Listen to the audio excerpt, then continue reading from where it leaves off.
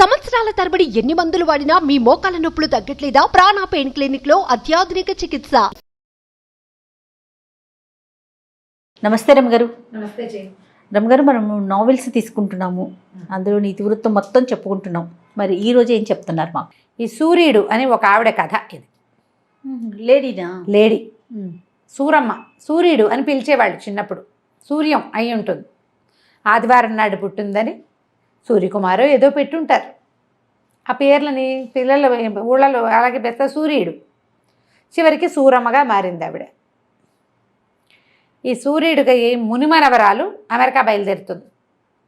కథ ప్రారంభం ఏంటంటే, పిల్ల చక్కగా షోల్డర్ బ్యాగ్ తగిలించుకుని జీన్ ప్యాంట్ వేసుకుని బ్యాగ్ బరువుకి వంగి కాగితాలన్నీ సరి చేసుకుంటూ ఎయిర్పోర్ట్లోకి వెళ్తున్న సీన్తోని ఈ కథ మొదలవుతుంది.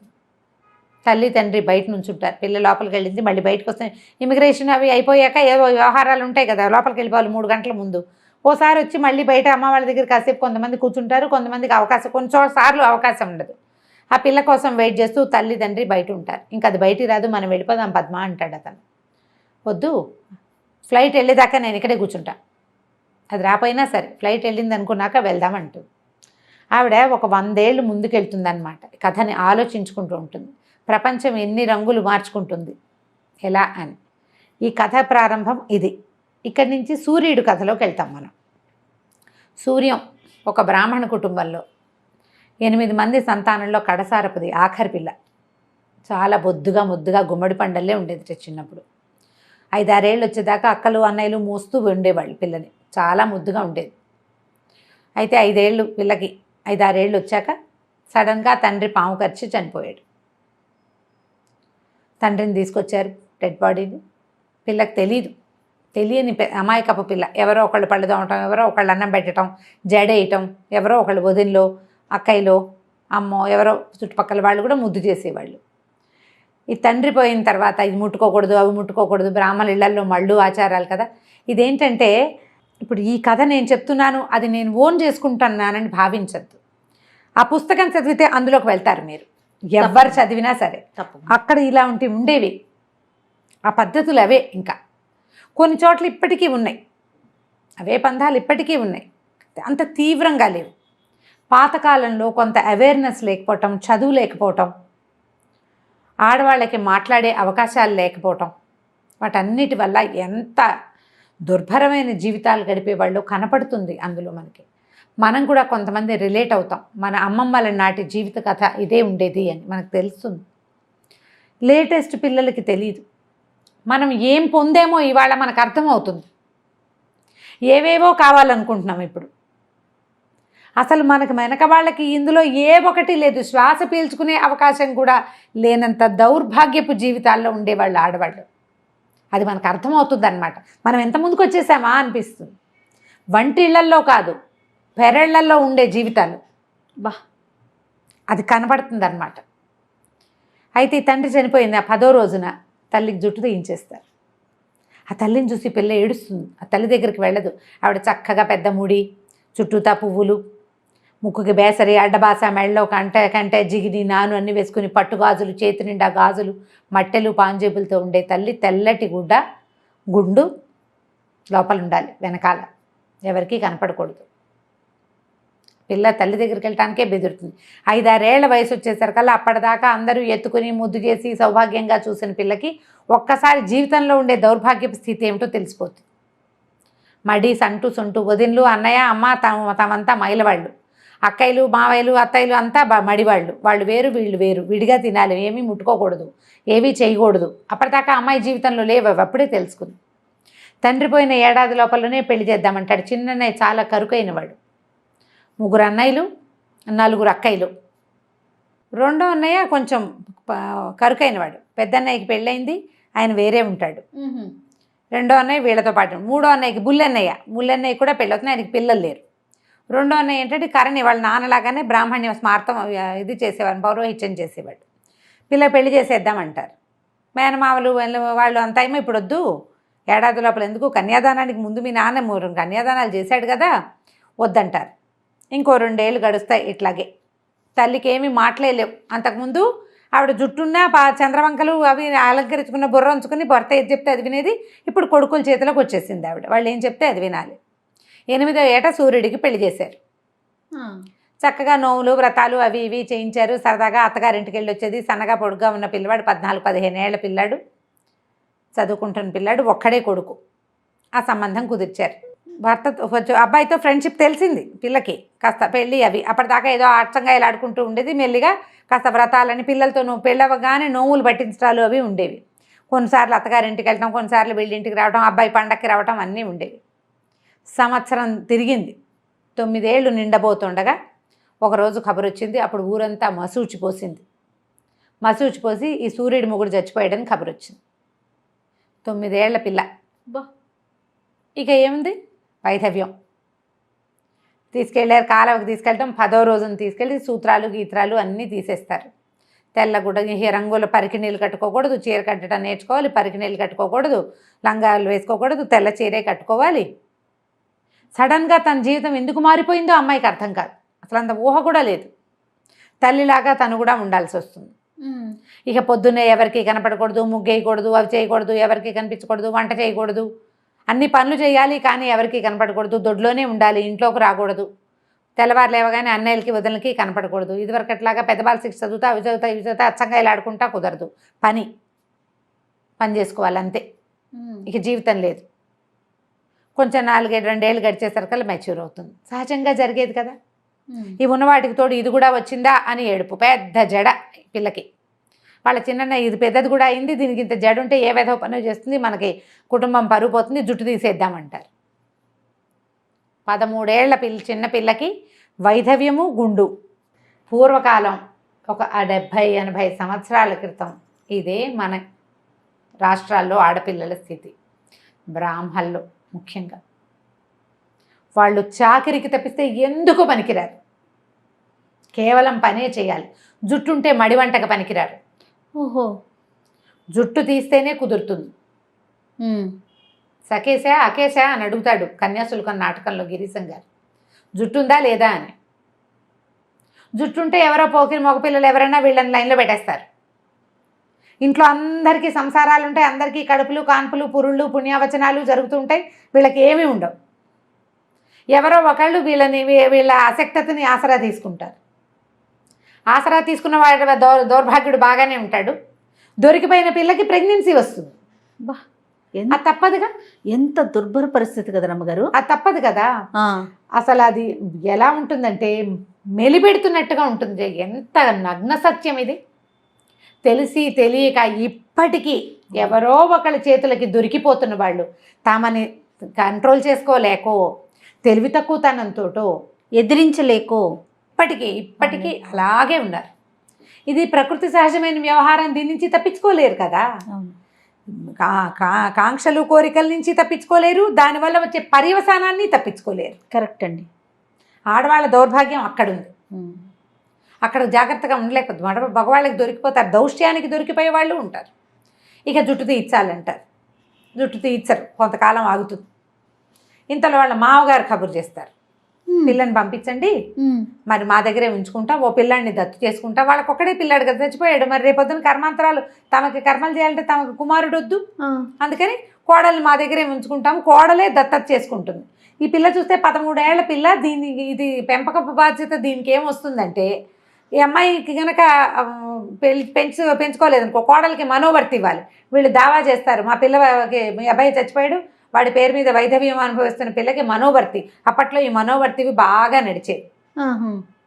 కుమారులు చచ్చిపోతే ఇక వీళ్ళు మనోవర్తి వాళ్ళ అత్తమామ ఆస్తి ఈ అమ్మాయికి వచ్చేస్తుంది కొంత భాగం. అందుకని ఈ అమ్మాయే పెంచుకున్నట్టుగా చేశారనుకో, మనోవర్తి వక్కర్లా. అసలు ఈ పిల్లకి మళ్ళీ పెళ్లి చేయటం అన్న ఊహ కూడా లేదు. ఇక వాళ్ళు ఎందుకు పనికిరారు, పని చేయడానికే పనికొస్తారు. పెళ్లిలో అన్ని పనులు చేస్తారు, పందిట్లోకి రాకూడదు. వాళ్ళు పొద్దున్నే లేవకూడదు, చూడకూడదు, సమస్తమైన పని చేయాలి, ఎదురు రాకూడదు, మాట్లాడకూడదు, నిశ్శబ్దంగా ఉండదు, దొడ్డి పెరట్లో అక్కడే ఉండాలి, ఇంట్లో కాదు. ఈ పిల్లే పెంచుకోవాలి ఇంకో పిల్లాన్ని. వాళ్ళ చుట్టాల పిల్లాడు ఒక 6-7 ఏళ్ళు పడినాడు, అంత 6-7 ఏళ్ల పిల్లాన్ని పెంపకం అంటే ఇదేం పెంచుతుంది అనుకుంటారు. కానీ సరే ఏమనుకుంటారు, వాళ్ళు రమ్మన్నారుగా, వాళ్ళ అత్తవారితే పెత్తనం. తీసుకెళ్ళి దింపుతారు. ఈ అమ్మాయి ఏమనుకుంటుంది, ఇక్కడ చీత్కారాలు, విసుక్కోవటము, చిన్నోదని విసుకోవటం, పెద్దోదని విసుకోవటం, జడేసుకుంటుంటే ఎప్పుడైనా పాపం తలకాయ దూకునేది, ఇంత పెద్ద జుట్టు కదా, ఈ చిన్నదని చూసి ఇది నూనె ఖర్చు, దీనికి షోకులు అని తిట్టిపోసేది ఆవిడ. నానా రకాలుగానే ఉండేది. తల్లి అశక్తురాలు, ఏమనేది కాదు. అమ్మ బంగారం అంతా సూర్యుడికి పెట్టి పెళ్లి చేద్దామంటారు, కానీ తర్వాత మానేస్తారు. అమ్మ బంగారం అమ్మి పెళ్లి ఖర్చులు పెడతారు. ఓహో. వీళ్ళకేదో బాలతోడుకు వంటి మీద ఉన్న బంగారమే పెడతారు. సరే మళ్ళీ అత్తారింటికి వెళ్తే సరే అక్కడ ప్రశాంతంగా ఉంటుంది. అత్తగారు ఏమందు, తను చిన్నప్పుడు అమ్మ ఎట్లా కళగా అలంకరించుకుని ఉండేదో ఈవిడ అట్లాగే ఉంటుంది. మామగారు ఆయన పనిలో ఆయన ఉంటాడు. కాకపోతే ఆయన దృష్టిలో ఏదో తేడా ఉందని ఈ 13 ఏళ్ల పిల్లకి తెలుస్తుంది. ఒకనాటి రాత్రి ఆయన ఏదో చెయ్యిపోతాడు. ఇది భయపడితే అన్నయ్యకు ఉత్తరం రాస్తుంది, నన్ను తీసుకెళ్ళిపో, నేను ఇక్కడ ఉండను. చచ్చినా ఆ మాట చెప్పకూడదని తెలుసుకుంటుంది. ఆ వయసుకి విజ్ఞత వచ్చేస్తుంది. ఈయన నాతో మిస్బిహేవ్ చేశాడు అని చెప్పదు, కామ్గా ఊరుకుంటుంది. ఇంటికి వెళ్ళిపోతున్నాను, నేను ఇక్కడ ఉండలేనని చచ్చేలా ఏడుస్తుంటే ఏమంటారు? అన్నయ్య అనుకుంటాడు, పోనీలే నేను ఉంచుకుంటాను, నా దగ్గరే ఉంటుందని. బుల్లన్నయ్యకి పిల్లలు లేరు, ఆయన ఉంచుకుంటానంటాడు. ఈ అమ్మాయిని పంపేసిన సంవత్సరం తిరగకుండానే మావగారు ద్వితీయ వివాహం చేసుకున్నాడు 16 ఏళ్ల పిల్లని, వంశం నిలబడ్డానికని వస్తుంది కబురు. అప్పుడు వీళ్ళు మళ్ళీ వెళ్తే 2000 రూపాయల మనోవర్తి కింద ఇస్తారు. ఆ డబ్బులు చేత్తపుచ్చుకొని చెల్లెల్ని తీసుకొచ్చేసి ఇంకా జుట్టు ఉంచరు, జుట్టు తీయించేస్తారు. తెల్ల పంచ, 16 ఏళ్ల పిల్ల తెల్ల పంచ కట్టుకోవాలి. అప్పట్లో బ్లౌజులు కూడా వేసుకునేవాళ్ళు కాదు, రవికేసుకోకూడదు. కాకపోతే ఏంటంటే చిన్నపిల్ల కదా అని దీనికి అమ్మాయి మరి ఇంకా ఎదిగే వయసులో ఉండగానే కదా భర్త పోయాడు, పొడి చేతులు రవికలు కుట్టించేవాళ్ళట. ఆ కథలో ఉంటుంది అట్లా.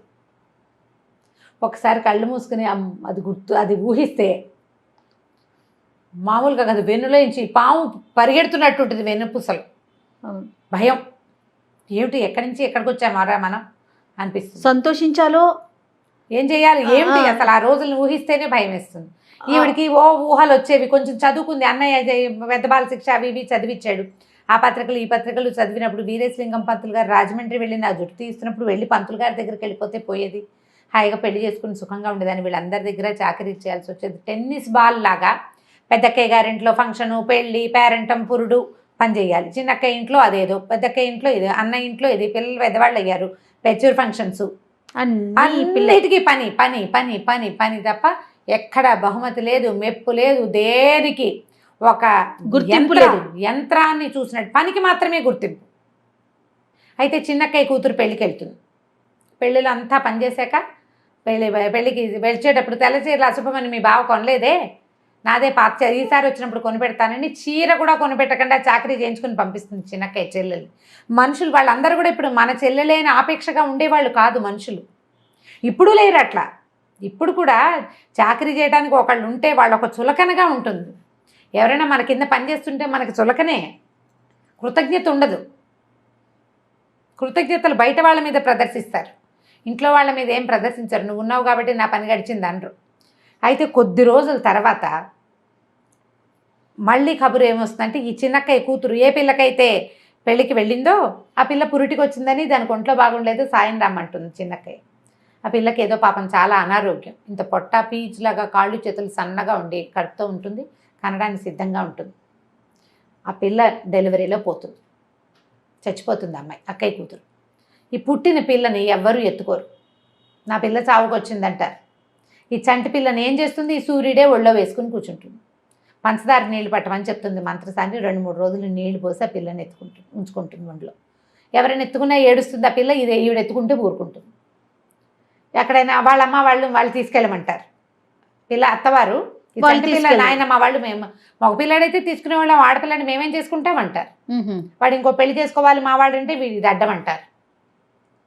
బయట పారేయమంటాడు బావ, ఈ సూర్యుడు వాళ్ళ బావ. ఈవిడ మెల్లిగా ఆ పిల్లకి పోత పాలు పోసి 10 రోజుల తర్వాత 10 రోజులు కనిపిస్తుంది. ఆ పిల్లని వదలబుద్ధి కాదు ఈవిడికి. అంతకుముందు ఎవరు పిలిచినా తిరిగేది. ఈ పిల్లని నేను పెంచుకుంటాను అన్నయ్య అని ఆ బుల్లన్నయ్యని అడుగుతుంది. అతను ఏం చేస్తాడంటే, ఈవిడ దగ్గర డబ్బు ఇచ్చారు కదా మామగారు, ఎవరికి ఇవ్వనివ్వడు, జాగ్రత్తగా దాచిపెట్టి తిప్పి మంచివాడు. ఎందుకంటే పిల్లలు లేరు, సహజంగా మంచివాడు. ఈ పిల్లతో స్నేహం చెల్లెలతోటి. ఆయన ఏం చేస్తాడంటే, సరే పెంచుకోమని చెప్పి వాళ్ళు ఈ పిల్లని క్లెయిమ్ చేయకుండా కాగితం రాయించుకుంటారు. ఇంత పెంచాక మా పిల్లని మాకు ఇచ్చేయమని వాళ్ళు అడిగితే అదేలే కాగితం రాయించుకుంటారు. కాగితంతో సరే ఆ పిల్లని తెచ్చుకుని దత్తు చేసుకుంటుంది, తనే పెంచుకుంటుంది. ఇక పిల్లని పెంచేసరికల్లా ఈ బుల్లన్నయ్య గారింటికి పిల్లని అంతకుముందు బుల్లన్నయ్య ఇంట్లో ఉండేది కదా, ఎంతసేపు ఏడ్చేది. చంటి పిల్ల, తల్లిపాలు లేవు, ఈ పోతపాలకే దానికి ఏ కడుపులో మంట వస్తుందో పసిబిడ్డకి, తెగ ఏడ్చేది, ఏడుపు కొట్టు పిల్ల. దాంతో ఆవిడ ఈ పిల్లని పెట్టుకోవడానికి మా ఇంట్లో వీలు లేదని ఆవిడ వీలు లేదని పోట్లాడుతుంది. సరే అయితే నాకు ఇంకో ఇల్లు చూడు, నా పిల్లని పెట్టుకుంటాను నేనంటూ. ఈయన ఏం చేస్తాడంటే డబ్బులు దాచాడు కదా, ఒక ఆ సందులోనే ఆ వీధిలోనే ఒక పక్కన ఒక 3 గదుల ఇల్లు అమ్మకానికి వస్తే ఇల్లు కొనేస్తాడు. కొనేసి ఈ పిల్లని తల్లిని అక్కడ పెడతాడు. గృహప్రవేశం బుల్లన్నయ్య బుల్లొదిన చేస్తారు. వాళ్లే కూర్చుని ఈ పిల్లకి పేరు కూడా పెడతారు, కమల అని పేరు పెట్టిస్తుంది. ఆ పిల్ల చక్కగా పెరుగుతుంది. చిన్నప్పుడు ఏడుపు కొట్టుగా ఉండేది, కానీ పెద్ద అయ్యే కొందికి చక్కగా పెద్ద పెద్ద కళ్ళు, నాజుగ్గా పచ్చటి పిల్ల. స్కూల్లో చేర్పించుకుంటుంది. ఇంకా నా పిల్ల కుదరదు, ఎవరైనా పిలిచినా చంటి పిల్లని వదిలిపెట్టి నేను ఎక్కడ రాను అంటుంది. క్రమంగా పిల్లని ఎక్కడికి పంపకూడదు, ఎవరిళ్ళకి నేను వెళ్ళను, నా పిల్లని నేను చూసుకోవాలి. డబ్బులు ఉన్నాయి, తన దగ్గర డబ్బు ఉంది కదా, మావగారు ఇచ్చింది 2000 రూపాయలు అంటే ఆ రోజుల్లో ఎంతో లక్షలు అవి. ఆ డబ్బు వడ్డీకి తిప్పుతాడు అన్నయ్య. క్రమంగా పక్కన ఇంకో వాటా వేసిస్తాడు చెల్లెలకి ఆయన, ఆవిడ డబ్బులతోటి. అది అద్దెకిస్తే అద్దె డబ్బులు వస్తాయి. పిల్లని చక్కగా పోతకలాగా పెంచుకుంటుంది. 4th ఫారమో ఏదో చదువులోకి వస్తుంది. పెళ్లి సంబంధాలు చూడడం మొదలు పెడుతుంది. ఈ లోపల చిన్నక్కయ్య రంగప్రవేశం చేస్తుంది. నా మనవరాలు కదా, నా చిన్న కొడుకు ఇవ్వు నీ పిల్లని అని. ఇది చదువుకుంటుంది, నీ కొడుక్కి సరిగ్గా చదువు లేదంటుంది చెల్లెలు సూర్యుడు. ఆవిడ కాదంటుంది. కాదు, వాడికి మంచివాడే, వాడికి మార్కులు రాలేదు, మాస్టర్లకి మావాడంటే గిట్టదు, అందుకని ఫెయిల్ చేశారు, వాడు సిగరెట్లు కాలుస్తాట, నాకు వద్దంటుంది ఈవిడ. ఏమైనా సరే నా మనవరాలు నా కొడుకే ఇవ్వాలని ఆవిడ బలవంత పెట్టి పెళ్లి చేస్తుంది. ఈ కమల ఊరుకుంటుంది, మెతకది. తల్లి ఎంత ముద్దుగా చేసినా గారాబం చేసినా పెంకితనం రాలేదు ఆ పాపం ఆ పిల్లకి. ఆ బుల్లి తాతయ్య బుల్లి మామ వాళ్ళతో పాటు ఉండి మొత్తాన్ని పెళ్లి చేసేస్తారు. పెళ్ళి అయిపోతుంది, మంచి మార్కులు వస్తాయి. కానీ ఈ సత్యం ఆ పిల్లాడి పేరు. అతని అమ్మాయితోటి ఏమీ సరిగ్గా ఉంటాడు. జంతువులాగా మీదకి వస్తాడు ఆ అమ్మాయి మీదకి. దానికి వాడంటేనే భయం. సరే కొద్ది రోజులు గడిచేసరికి పిల్ల కడుపుతూ ఉంటుంది. ఇది సహజం కదా. ఆ కడుపుతో ఉండి కన్నాక దానికి తెలుస్తుంది వీడికి ఆల్రెడీ ముందే పెళ్ళయింది, వాడికి చదువు లేదు. తల్లికి అమిత ప్రీతి అమ్మమ్మకి వాడంటే. ఆవిడ ఆస్తి కూడా ఎక్కువ ఇప్పించింది చిన్న కొడుక్కి. ఆఖరికి ఆవిడ పెళ్ళికి నా బంగారం అంతా కమలకే పెడతానని చెప్తుంది పెళ్ళప్పుడు. అదంతా నాకు కావాలంటాడు అతను. ఈ కూతురు పుడుతుంది ఈ కమలకి. మగ పిల్లాడైతే వంశాంకురం అని ఆశపడి వచ్చేవాడేమో అతను, రాడు ఇంకా. దాంతో ఈ అమ్మాయి తిరగబడి అమ్మమ్మ మీద పోట్లాడుతుంది. నీ కొడుక్కి ముందే పెళ్ళయిందని, ముందో కూతురు ఉందని, మళ్ళీ అమ్మాయి కడుపుతో ఉందని తెలిసి కూడా నువ్వు నన్ను కట్టేవు. నాకు చచ్చిన వాడొద్దు, నేను వాడితో ఉండను, నేను చదువుకుంటాను, నా బతుకు నేను బతుకుతాను, నా పిల్లకి నా బంగారం అంతా నీకు పెట్టాను కదా, ఇచ్చి పారేస్తాను, నాకు అక్కర్లేదు నీ బోడి బంగారం, నా పిల్ల ఉంది నాకు చాలు, నేను మా అమ్మ నా పిల్లని మేము బతుకుతాం, ససేమిరా అంటుంది. మళ్ళీ ఆ పిల్లకి బారసాలు చేసే టైంకి సత్యాన్ని అని పిలుస్తామని వాళ్ళన్నా ఎవడు ఒప్పుకోదు కమల. బుల్లి తాతయ్య బుల్లి మామ పెడతారు నా పిల్లకి పేరు, నాకు వాళ్ళే పెట్టారు, నా పిల్లకి వాళ్ళే పెడతారని ఆ బుల్లి మామ పేరే పద్మావతి అని పెట్టిస్తుంది. ఆవిడకి పిచ్చి ముద్దొస్తుంది, ఆవిడకి పిల్లలు లేరు, ఈ పిల్ల పేరు పెట్టారు కదా. రోజులు గడుస్తాయి. సూరమ్మ గారికి చదువు లేదు, పెద్ద బాల శిక్ష తప్ప. కమల 5th ఫారం ఫినిష్ చేసి పిల్లని చంటి పిల్ల తల్లి అయినా స్కూల్కి వెళ్ళి చదువుకుని స్కూల్ టీచర్ ఉద్యోగం చేసుకుంటుంది, టీచర్గా ముందుకెళ్తుంది. ఇక రకరకాల మార్పులు వస్తాయి. సత్యం రాడు చాలా కాలం పాటు, కానీ సత్యం తల్లి వీళ్ళ అమ్మమ్మ మాత్రం వీళ్ళ దగ్గరికి చేరుతుంది. ఎట్లా రోజులు మారుతూ ఉంటే ప్రపంచం ఎలాంటి టర్న్స్ తీసుకుంటుందో కనపడుతుంది మనకి కథలో. అక్కడి నుంచి ఈ బుల్లి మామగారు పోతుంది. బుల్లి తాతయ్యని చూసుకుంటూ ఉంటారు వీళ్ళు. ఆయన ఏదో ఒకరోజు ఊరెళ్ళి తిరిగి వచ్చేటప్పుడు ఓ పిల్లని వెంట పెట్టుకొస్తాడు, పెళ్లి చేసుకొస్తాడు. అంటే ఇప్పుడు మగవాళ్ళలో చాపల్యం పోదు. పెళ్ళాన్ని చచ్చిపోతే 70 ఏళ్ల వయసులో ఆయన 15-16 సంవత్సరాల పిల్లని పెళ్లి చేసుకుంటాడు. 9 ఏళ్ల వయసులో మొగుడు చచ్చిపోయిన సూరమ్మకి పెళ్లి చేద్దామని ఎవరు అనుకోలే. మూలను కూర్చోబెట్టారు. మగవాళ్ళు ఇలా చెయ్యొచ్చు. కానీ ఇప్పటికీ ఉంది తెలుసా రమ్మగారు? ఇప్పటికీ ఉంది. పెళ్ళైన సంవత్సరం లోపు 60 ఏళ్ళు రానివ్వండి, 70 ఏళ్ళు రానివ్వండి, సమర్థించే సమాజాన్ని కూడా చూస్తున్నాం రమ్మగారు. పిల్లలు వెళ్ళిపోతారు, రేపొద్దున ఆయనకి ఎవరు దిక్కు అనే సమాజాన్ని చూస్తున్నాం. అదే తల్లి ఓ 50 ఏళ్ళ ఆవిడ పెళ్లి చేసుకుంటే సమాజం సమర్థిస్తుందా? సమర్థించలేదు. ఎంతమంది పిచ్చివాగుళ్ళు వాగుతారో ఇప్పుడు మనం చూస్తున్నాం కదా. ఆవిడ ఆ సంతోషంగా హాయిగా కళకళ్ళాడుతూ లక్ష్మీదేవి లాగా కనపడుతుంటే ఏంటో ఓర్చుకోలేరు. నీకు అవసరమానికి వీళ్ళకి అవసరమా? ఎవడికి అవసరం? అసలు సమాజానికి ఏం అవసరం? ఆమె కష్టం ఆమె పడింది, ఆమె నిష్ఠూరాలు ఆమె పడి ఉంటుంది. అవును. ఆమె ఎంత హింసపడి ఉంటుందో ఈ చుట్టుపక్కల ఉన్న సమాజంతో.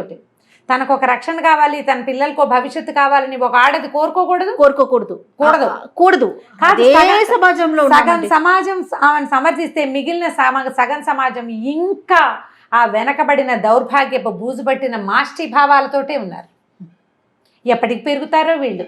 కాదు, ప్రతి స్త్రీలోనూ తల్లిని చెల్లిని ఎందుకు ఊహించలేకపోతారు. మన చెల్లి అయితే, మన అక్క అయితే, మన కూతురు అయితే అలా ఉన్నా కూడా ఇంట్లోనే పెట్టుకునే వాళ్ళు ఉన్నారు రమ్మగారు. ఉన్నారు దౌర్భాగ్యులు. మన చెల్లైనా మన తల్లైనా సరే కాలరు వాళ్ళు, కట్టెలోనూ కాలరు, కంపలోనూ కాలరు, అంతే. ఇక వాళ్ళని మా భాష ఒకటి ఉంది, కింద పెడితే పంటలు ఉండవు, పైన పెడితే వానలు ఉండవు. ఎందుకు జీవితాలు మనుషులుగా ఎందుకు పుట్టిస్తాడో వాళ్ళని దేవుడు. ఒక మగ మనిషిని సమర్థించినట్లుగా ఒక ఆడ మనిషిని ఎందుకు సమర్థించారో అర్థం కాదండి. కొన్ని పెళ్లిళ్ళు మనం యూట్యూబ్లో మంచి ఖబర్లు వింటుంటాం. ఎంత సంతోషంగా అనిపించిందో జయానా. నాకు కూడా రమ్మగారు చాలా ఆనందం అనిపించింది. బాబా ఎంత అద్భుతమైన విషయం, ఇంకొంచెం ముందు కూడా చేసి ఉండొచ్చు అనిపించింది. ఏమిటో అసలు ఎవడిష్టం వాడిది, వీళ్ళ అభిప్రాయం ఎవడడిగాడు, తొంగి చూసేస్తారు. వీళ్ళకే జవాబుదారితనం ఉన్నట్లుగా వీళ్ళే రాసేస్తారు, వీళ్ళే మాట్లాడేస్తారు. వీడేమైనా ఉద్ధరిస్తాడా? ఆర్చేవాడు కాదు, తీర్చేవాడు కాదు. సరే, ఈయన పెళ్లి చేసుకొచ్చేసరికి ఆశ్చర్యపోతుంది కమల. ఏమిటి తాతయ్య ఇట్లాంటి తాతయ్య మరి దాని తాతయ్యగా బుల్లిమామ, ఆ తాతయ్య. ఈ పిల్ల కూడా ఇంత 9 ఏళ్ల పిల్ల కూతురు, కమల కూతురు 9 ఏళ్ల పిల్ల, మనవరాలి కూతురు ఓ 15-16 ఏళ్ల పిల్లని తెస్తాడు. ఆ మొత్తం భార్య ఆ పిల్లని చూసేసరికి అదేం మామూలుగానే ఉంటుంది, కానీ చాలా సంవత్సరాలు భార్య అనారోగ్యంతో ఉండి కొత్తగా వచ్చిన పిల్ల వల్ల ఆయనలో యవనం ఉద్రేకంగా ఉంటుంది. ఏం చేస్తాడు, అంత బంగారం అంతా దానికి పెడతాడు. కొద్ది రోజులు సినిమా అంటుంది, షికార్ అంటుంది, ఏదో కమలే తీసుకెళ్తుంటుంది. సడన్గా ఒకరోజు జంప్, మొత్తం బంగారంతో ట్రంక్ పెట్టతోటి ఎవరితోటో వెళ్ళిపోతుంది. ఆ పిల్ల మొత్తం బంగారం అంతా పోయింది. ఒంటెడి బంగారం పెట్టు తిరిగేది రోజు, మొత్తం బంగారం అంతా తీసుకుపోయింది. ఈ అక్కయ్య చెల్లి ఇద్దరు తిట్టుకుంటూ ఉండేవాళ్ళు. ముసలమ్మలు ఇద్దరు ఉన్నారు కదా, అన్న ఇట్లా చేశాడని అమ్మాయిని ఏదో ఒకటి అనేవాళ్ళు. కమలని మీకెందుకు అంత బాధ, పోనీ ఏదో చేసుకున్నాడు, ఆయన పెళ్ళాము, ఆయన ఇష్టము, మనకెందుకు అంటే వీళ్ళకి నచ్చేది కాదు. మా వదిన ఎంత మంచిదో, ఇలా పాపిష్టి పెదవా, ఇన్నేళ్ళు కాపురం చేసి 50 ఏళ్ళు ఇప్పుడు దీన్ని తెచ్చాడని తిట్టుకుంటారు. ఒళ్ళు మంటగా ఉంటుంది. అవును, పోనీ ఈవిడ తనకు పెళ్లి చేసుకుందామన్న ఊహ కానీ ఏమైనా వచ్చిందంటే అప్పుడు రాలేదు. సరే, ఇలా గడిచి క్రమంగా ఏమవుతుందంటే సత్యం మళ్ళీ వెనక్కి వస్తాడు. అక్కడ అతను ఇంకో భార్య పెళ్లి చేసుకున్నాడు, పిల్లలు పుట్టారు. తర్వాత మొత్తం ఆస్తి అంతా అయిపోయింది. పని పాట లేని చదువు లేని వాడికి ఏముంటుంది, బంగారం అంతా అయిపోయింది. మా అమ్మ ఇచ్చిన బంగారాన్ని నాకే చెందాలని బలవంత పెట్టి రాయించుకు తీసుకెళ్తాడు. సత్యాగ్రహం చేస్తానని చెప్పి తీసుకుపోతాడు మొత్తం. అది కూడా అయిపోతుంది. పెళ్ళాము పిల్లలు ఏమో మతంలో కలిసిపోతారు. వాళ్ళు భోజనం పెడతాం, పిల్లలకి నీకు మతం ఇస్తే నీవు ఇక్కడ పని చేసుకోవచ్చు చర్చిలో అని ఎవరో చెప్తే అమ్మాయి పిల్లలతో సహా వెళ్ళిపోయింది. ఇదంతా వాక్యాల్లో తెలుస్తుంది మనకి. తల్లే ముసలావిడే చెప్తుంది, సత్యం తిండి లేదు, 3 రోజులైంది అన్నం తిని, వాడి మీద నా ప్రాణం కొట్టుకుంటుంది. నువ్వు అబద్ధాలు చెప్పి పెళ్ళిళ్ళు చేసావమ్మా, నువ్వు ధృతరాష్ట్ర ప్రేమ అనేది నీ కొడుకు సరిగ్గా చదవక మార్కులు రాకుండా ఉంటే నువ్వు వాడిని వెనకేసుకొచ్చావు. ఆల్రెడీ పెళ్ళై పిల్లలున్న వాడికేమో నన్నేసి కట్టావు, నా జీవితాన్ని పాడు చేసేసావు. నువ్వు వాడిని ఉద్ధరించావా? ఉద్ధరించిద్దేం లేదు. కొడుకు పుడితే దారిలో పడతాడు అనుకుంది, కొడుకు పుడితే దారిలో పడ్డాడు. అసలు ఆ పుట్టిన పిల్లని చూడ్డానికి కూడా రాలేదు అతను. అనేసరికల్లా సరే ఇంట్లో వండిస్తాను, ఇక్కడ ఉండమనంటూ మళ్ళీ కొడుకుని ఇంట్లో చేరుస్తుంది. కానీ ఈ అమ్మాయి అతని దగ్గరికి రానివ్వదు. ఆ కమల కొంతకాలం తర్వాత ఈ ముసలావిడికి బాగా అనారోగ్యం ముదిరేసరికల్లా ఈ పిల్ల పద్మ బీఎస్సీలోకి చేరుతుంది. అంత పెద్దదైపోతుంది. మొదట కమల వాళ్ళ అమ్మ ఖద్దరు కట్టుకునేది, కమల కాటన్ చీరలు కట్టుకునేది, సిల్క్ చీరలు కట్టుకునేది. పద్మ దగ్గరకు వచ్చేసరికల్లా చక్కగా స్కర్టు, పోనీటైలు, కమలది కూడా ఇంత పెద్ద జడ. కానీ పద్మకి పల్చటి జుట్టు, పుట్టడమే గుండుతోటి పుట్టిందని రాస్తారు కథలో. బాబు హెయిర్ చేయించుకుంటుంది, హాయిగా ఉంటుంది. వీళ్ళకేమో వద్దంటారు ముసలివాళ్ళు, కానీ పెద్దావిడికి బాగా ఇష్టంగా ఉంటుంది మనవరాలు అట్లా ఉండటం. ఏం చేస్తుందంటే, దీనికి డబ్బులు ఉన్నాయి, నువ్వు యూనివర్సిటీకి పంపించు, దాన్ని చదివించమని చెప్తుంది. ఎవ్వరు లేకుండా చూసి దీన్ని చెప్తుంది అనమాట కమలకి. 25,000 వస్తాయి, నేను దీన్ని చిన్నప్పుడే ఇట్లా నేను అన్యాయం చేశానని అనిపించింది నాకు, అందుకని నేను ఎల్ఐసి లాంటిది ఇన్సూరెన్స్ చేశాను. పిల్లకి 18 ఏళ్ళు 20 ఏళ్ళు నిండేసరికల్లా డబ్బులు వచ్చే ఇది ఉంది, మెచ్యూర్ అయిపోయింది, ఈ సంవత్సరం డబ్బులు వస్తాయి, 25,000 వస్తాయి, యూనివర్సిటీకి పంపించు, అది ఎంఎస్సీ చదవాలి, కాలేజ్ ప్రిన్సిపల్గా ఉద్యోగం చేసుకోవాలి నా మనవరాలు. ఇవాళ రేపు అలాగే ఉన్నారు ఆడపిల్లలు. ఆవిడలో ఎంత మార్పు వచ్చిందో చూడు. అక్కడి నుంచి ఏం చేస్తుంటే ఆ కాగితాలు ఎవరికి కనపడకుండా వీడికి దొరికితే లాగేసుకుంటాడు, ఆ డబ్బు కొట్టేస్తాడని దిండులో వేసి కుట్టేస్తుంది అనమాట. దిండు ఓపెన్ చేసి చేతిలో పెడుతుంది. చూస్తే 25,000 వస్తాయి. ఈ పిల్ల ఫస్ట్ ఇయర్ ఎంఎస్సీ అయ్యేసరి కాలనానే ఆవిడ చనిపోతుంది. సత్యం వీళ్ళతోటే ఉంటాడు. ఒకరోజు భార్య దగ్గరికి రాబోతాడు, ఆవిడ ఒప్పుకోదు. ఆ చిన్నప్పుడు చేసిన 14-15 ఏళ్ల నాటి కాపురమే మళ్ళీ ఆ భర్తను దగ్గరికి రానివ్వదు. నేను మీ అమ్మ అడిగిందని రానిచ్చాను, నాకు ఏ ఆసక్తి లేదు, నువ్వంటే ఆసక్తి లేదు, జీవితం అంటే ఆసక్తి లేదంట. సరే, కొంతకాలానికి ఎంఐ ఎంఎస్సీ పూర్తయి ఉద్యోగంలో చేరాక తల్లి టీచరు, కూతురు లెక్చరరు అవుతారు.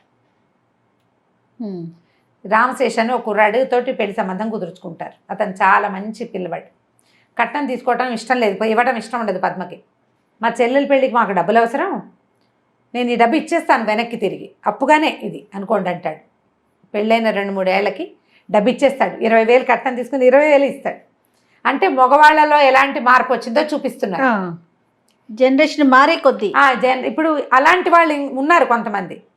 పాత లాంటి మా తాతయ్య లాంటి వాళ్ళు ఉన్నారు. వీళ్ళు కదా మారాలి. అక్కడి నుంచి పెళ్ళవుతుంది పద్మకి. మెల్లిగా ఈ పద్మ అవసరాలని తండ్రి దగ్గరుండి చూడడం మొదలు. సత్యం ఇంట్లోనే ఉంటున్నాడు కదా, పిల్ల యూనివర్సిటీ కాగితాలన్నీ అతనే చేస్తాడు. బట్టలు కత్తిరించి కుట్టడం అవన్నీ కొన్ని రోజులు ఇంట్లో నుంచి వెళ్ళిపోతూ ఉండేవాడు, మధ్య మధ్యలో వస్తూ ఉండేవాడు. అతనిలో కూడా ఎలాంటి చేంజ్ వచ్చిందో, ఈ చూసుకోవటం, ఈ దగ్గర ఉండటం, ఈ కనిపెట్టి ఉండటం. మొదట్లో ఉండుంటే ఎంఐ జీవితం బాగుండేది కదా, ఇంకా 4-5 పిల్లలు పుట్టేవాళ్ళు, హాయిగా జీవితం సుఖంగా ఉండేది.